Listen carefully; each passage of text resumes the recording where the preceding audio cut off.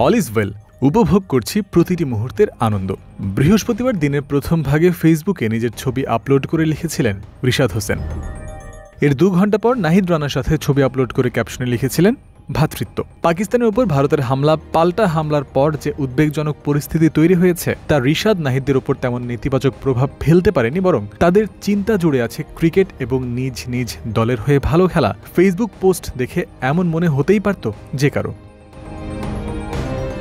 ঝামেলাটা বাধে 8 মে দুপুরবেলা। ক্ষেপণাস্ত্র হামলার পর এদিন পাকিস্তানে ড্রোন হামলাও চালিয়েছে ভারত। রাওয়ালপিন্ডি স্টেডিয়াম লাগোয়া ফুড স্ট্রিটের একটি ভবন ক্ষতিগ্রস্ত হয়েছে তাতে, যে কারণে স্থগিত করা হয়েছে এই স্টেডিয়ামের বৃহস্পতিবারের ম্যাচ। শুক্রবার এই মাঠেই মুখোমুখি হওয়ার কথা রিশাদ ও নাহিদের দলের। বাংলাদেশের 2 ক্রিকেটার যে শহরে অবস্থান করছেন, যে মাঠে তারা খেলবেন, সেখানেই এমন হামলার খবরে নড়ে চড়ে বসেছে বাংলাদেশ ক্রিকেট বোর্ড। তাদের চিন্তার কারণ হয়ে দাঁড়িয়েছে বিষয়টা।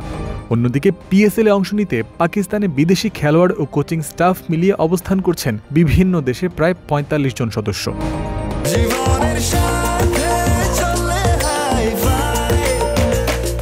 স্বাস্থ্যকর অল টাইম হানিকম, সব সময় অল টাইম হেলদি লাইফ। 8 তারিখ ড্রোন হামলার পরেই পিসিবি প্রেসিডেন্ট মহসিন নাকভির সাথে আলোচনায় বসেছিলেন পিএসএলের সব বিদেশি। সেখানে প্রত্যেক বিদেশি নিজ দেশে ফিরে যাওয়ার আগ্রহ প্রকাশ করেছেন।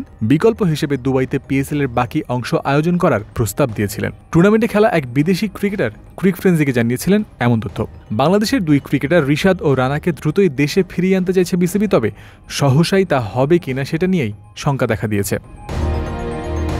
পাকিস্তান সরকার ইতোমধ্যেই নিজেদের দেশের সকল বাণিজ্যিক বিমান চলাচল বন্ধ করে দিয়েছে। পাকিস্তান ক্রিকেট বোর্ডের মুখপাত্র আমির মির দেশটির সংবাদ মাধ্যম দ্য ডনকে বলেছেন, আকাশসীমা সংক্রান্ত জটিলতার কারণে বিদেশি ক্রিকেটারদের এখন দেশ ছাড়ার কোনো সুযোগ নেই, তবে তারা এখানে পাকিস্তান সেনাবাহিনীর কঠোর নিরাপত্তার মধ্যে আছে।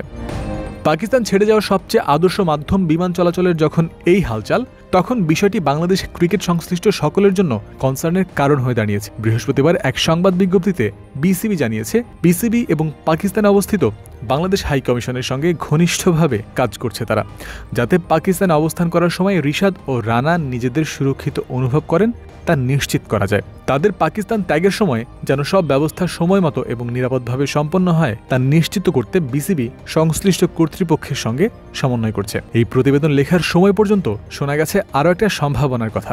বাণিজ্যিক ফ্লাইটের মাধ্যমে না পারলেও চার্টার্ড ফ্লাইটের মাধ্যমে বিদেশি ক্রিকেটারদের দুবাই নেয়ার চেষ্টা করছে পিসিবি, শোনা গেছে এমন গুঞ্জনও।